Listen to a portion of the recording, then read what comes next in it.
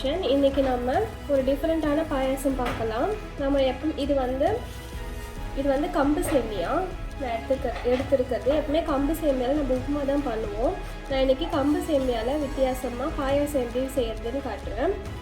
அதுக்கு வந்து நான் கொஞ்சமாக கம்பு சேமியா எடுத்துருக்கேன். ஏலக்காய் வந்து நல்லா நசுக்கி எடுத்துருக்கேன்.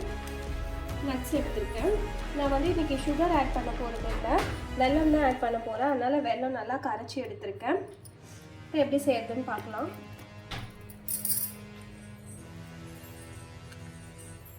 கம்பு சேமியாவில் பாயாசம் வைக்கிறதுக்கு ஒரு கடாயில் நம்ம தேவையான அளவுக்கு நெய் ஆட் பண்ணிக்கலாம்.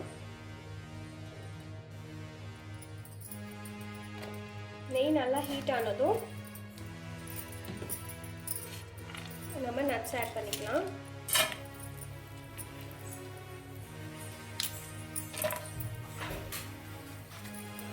நட்ஸ் கருகிடாமல் வதக்கிக்கோங்க. அது கூடவே சேமியாவும் ஆட் பண்ணிக்கலாம்.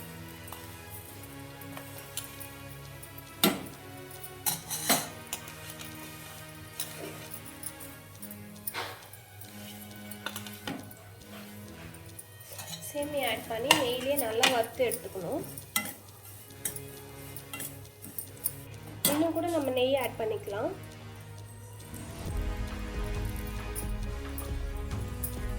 நெய் ஆட் பண்ணி நல்லா வறுத்துக்கணும். சேமியாவை நல்லா நெய்லேயே நல்லா வறுக்கணும்.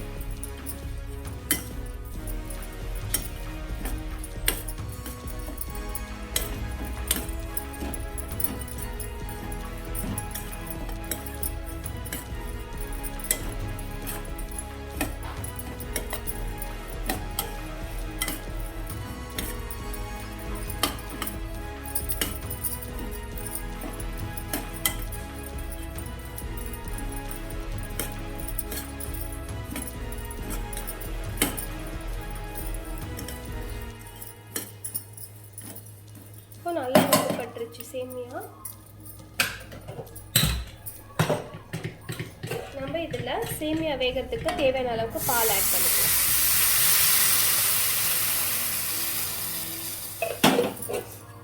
பால் ஆட் பண்ணி நல்லா வேகணும். நம்ம இன்னைக்கு பால்லே தான் பாயாசம் பண்ண போகிறோம். தண்ணிலாம் ஆட் பண்ணக்கூடாது.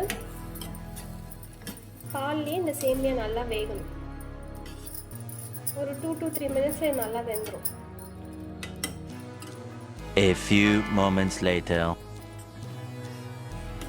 இப்போ பார்த்தீங்கன்னா சேமியா நல்லா வெந்துருச்சு.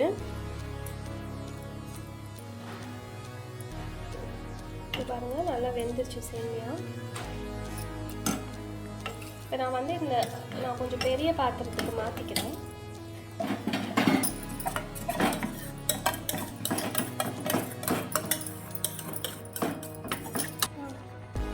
இப்போ பாயாசத்துக்கு தேவையான அளவுக்கு பால் ஆட் பண்ணிக்கலாம்.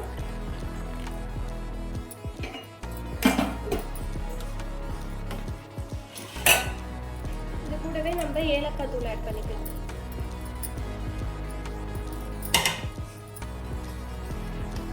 நல்லா மிக்ஸ் பண்ணி விட்டுக்கோங்க. நான் வந்து ஆல்ரெடி பால் வந்து நல்லா காய்ச்சி எடுத்து வச்சிருக்கேன்.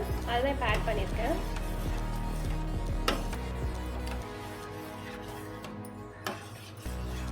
இப்போ நல்லா மிக்ஸ் பண்ணியாச்சு.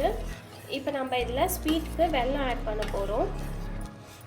வெல்லம் வந்து அப்படியே டேரெக்டாக ஆட் பண்ண ஸ்டவ் ஆனில் இருக்கும் போது ஆட் பண்ணக்கூடாது. நம்ம ஸ்டவ் வந்து ஆஃப் பண்ணிடலாம்.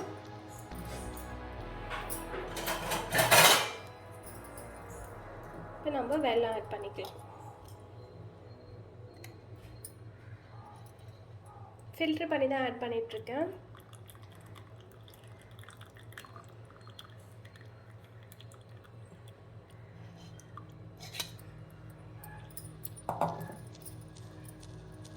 நம்ம ஒயிட் சுகரை விட வெல்லம் வந்து ரொம்ப உடம்புக்கு நல்லது. அதனால் நம்ம ஒயிட் சுகருக்கு பதிலாக வெல்லம் ஆட் பண்ணிக்கலாம் பால் பாயாசத்தில். ஆட் பண்ணியாச்சு. நல்லா மிக்ஸ் பண்ணி விட்டுக்கலாம். ஸ்டவ் ஆஃப் பண்ணிட்டு தான் நம்ம வெல்லம் ஆட் பண்ணணும். அப்படி இல்லைன்னா பால் தெரிஞ்சிடும்.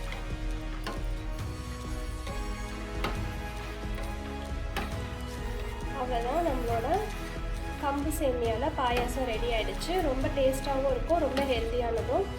இதை நீங்களும் ட்ரை பண்ணி பாருங்கள்.